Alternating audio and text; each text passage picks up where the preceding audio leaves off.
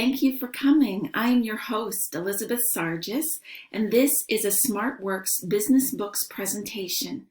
My husband, Mark Sargis, and I founded SmartWorks last year as the Bond County Employment Support Group. Through SmartWorks, we connect people to the knowledge and resources they need for job search and work readiness. At our monthly business books discussion, April 15th, we featured Stories That Stick by Kendra Hall, because parts of the presentation, which I wrote entirely independently for that discussion, applied to the use of stories in management communication. I have excerpted and adapted those portions here to fulfill my Module 5 assignment. All humans tell stories to convey information to our family and friends.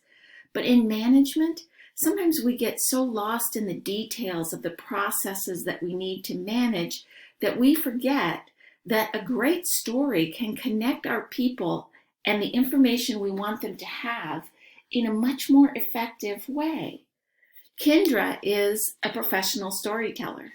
She not only tells her own stories, but she helps big name companies and brands harness the power of story to make their businesses more effective.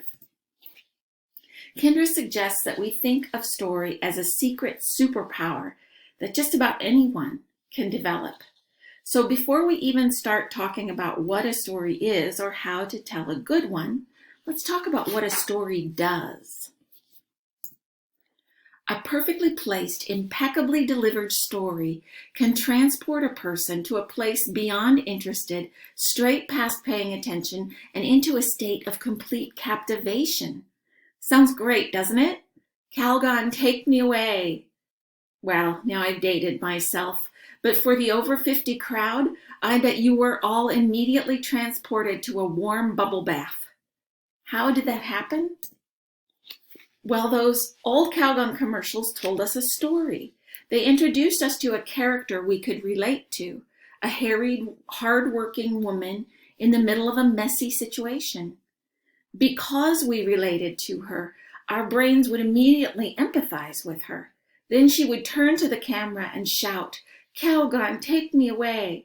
As if by magic, she would be transported to a spa-like bathroom up to her chin in a bubble bath, eyes closed with the most blissful smile on her face.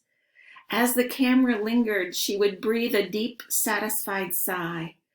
And 40 years later, that phrase can still conjure up bubble bath sensations for those of us who remember those commercials, all because they told a story we could relate to. So what happened in our brains as we saw the Calgon commercial to make us remember it so vividly? The answer is a lot. Our brains actively built physical networks of neurons related to stress and bubble baths and relaxation. We secreted all these good chemicals into those little spaces at the ends of our neurons. Let's talk about some of those chemicals and why they are important to the power of story. When people feel trust, our brains make oxytocin, which leads us to feel a bond, more trust, and love. In studies where subjects watched 2 movies, one with a story and one without, the group that watched the story had a burst of oxytocin, a 47% increase. They were more likely to give to a related charity than those who just watched a descriptive series of events not arranged as a story. The story made the viewers better connected, more trusting, and generous. Wouldn't we like our employees to be that? The same researcher did further experiments and found that people who watched public service announcements increased their donations to charity by 261% when the PSAs stimulated the release of oxytocin and cortisol. Cortisol is associated with increased attention. So great stories get our attention too. Another neuroscientist researcher has shown that the brains of storytellers and listeners can synchronize. Hall says stories don't just make us like each other, they make us like each other. They make us similar. We become inhabitants of the same world. It builds new bonds of community between us. Other research has shown that stories give us jolts of dopamine, which the brain uses to reinforce things it wants more of. A good story feeds an addiction where the brain tells us, hey, whatever that was, you should get more of that. Dopamine also changes your brain to be more receptive to whatever it was that stimulated it. So this is more scientific evidence that stories permanently change us. In Super Bowl ads, companies spend an incredible amount of resources telling good stories. They cost millions of dollars to make and millions of dollars to run, but it will probably surprise you to find out that there is no clear evidence that Super Bowl ads lead to sales. That's a key thing to understand. The story doesn't make the sale. The story garners attention, then creates an atmosphere of trust and connection, and fosters the transformation that will make the listener more likely to make a purchase at some point in the future. Or in the case of employees, change their behavior. In the same way, stories engage and change your employees to make them more likely to see things from your perspective and improve their performance accordingly. The Ritz-Carlton uses story as a tool in daily staff meetings to inspire employees to their best performance. The company's values are the focus of the stories. Each day, all employees around the world hear and discuss the same story of an employee somewhere in the organization who went above and beyond what was expected and delivered exceptional service to a guest. The stories communicate the organization's passion for wowing guests. But what makes one story powerful enough to travel all around the world and inspire thousands of employees? First, let's consider what makes something a story. Many companies today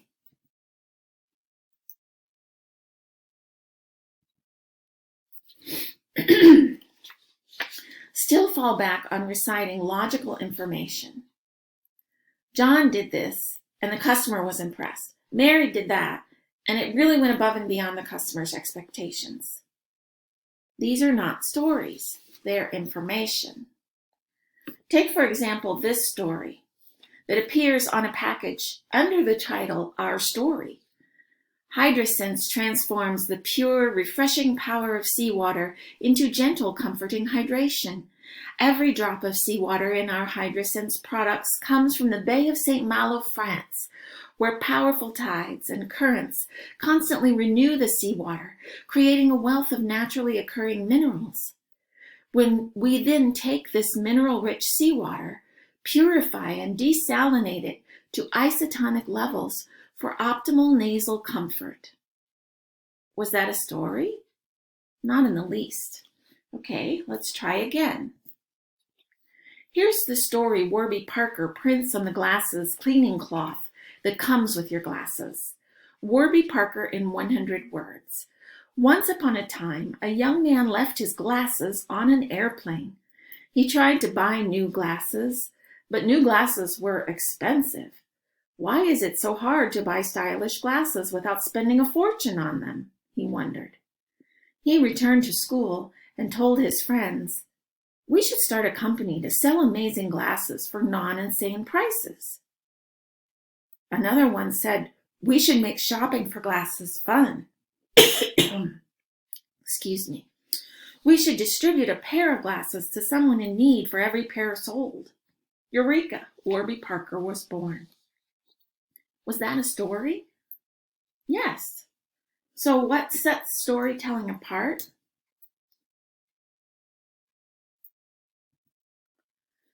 Stories invite you to imagine something together with others. Have you thought about the fact that this ability is unique to humans? It's kind of like our superpower. And that's why the Ritz-Carlton's stories they use in daily staff meetings make so much difference in their employees' performance. Many complex story models have been developed by scholars, but Kindra gives us 4 simple components that a great story must include. Let's look at what they might be in the Ritz-Carlton stories.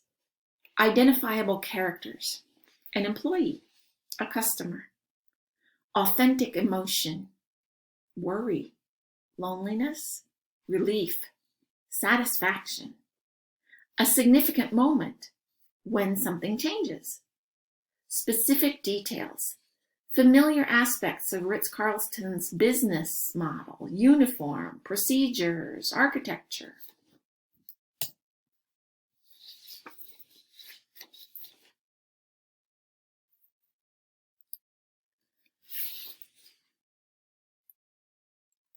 In terms of characters, not every story has a hero.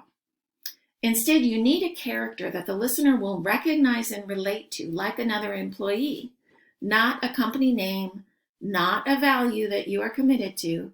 It's also not usually a group of people because one person is easier to relate to and keeps the story simple.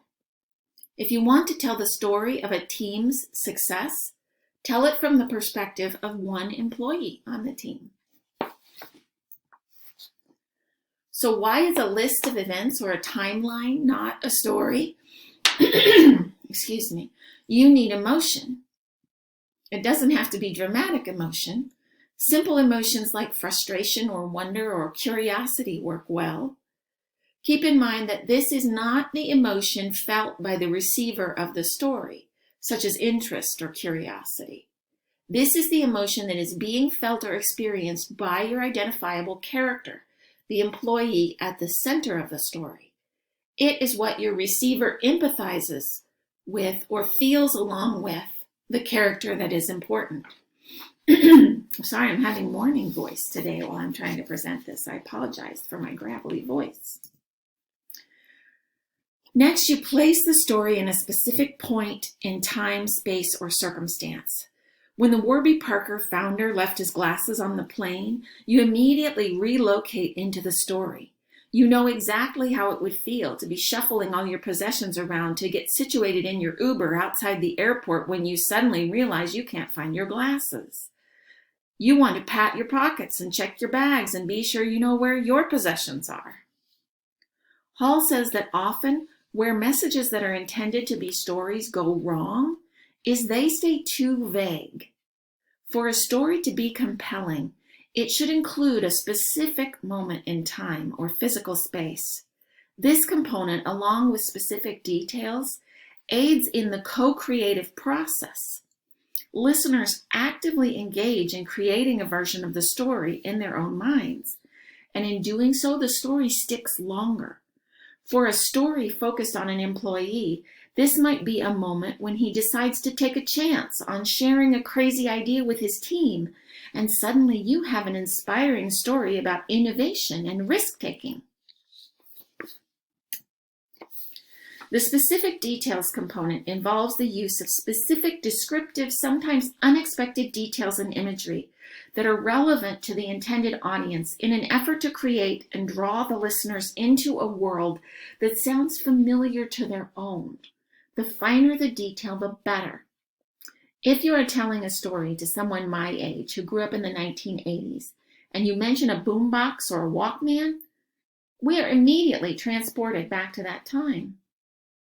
If you are talking to a group of employees, your story might involve them sitting at their desks, struggling with a jammed stapler and rummaging through a drawer filled with a jumble of Post-it pads to find the stash of extra staples.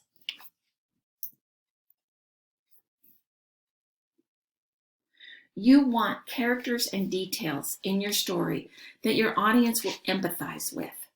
To find them, you will have to empathize with your audience. You have to know something about their life experiences, dreams, struggles. Researching or imagining your audience's lives is an important part of crafting a good story. So your empathy will help you create stories that have these elements.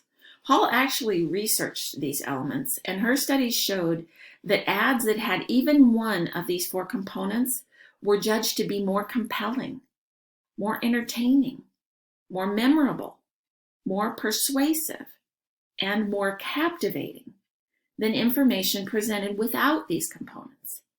Ads that had all 4 scored the best. Oddly, many messages are told without these, even though including them costs nothing and would dramatically increase the effectiveness of communication.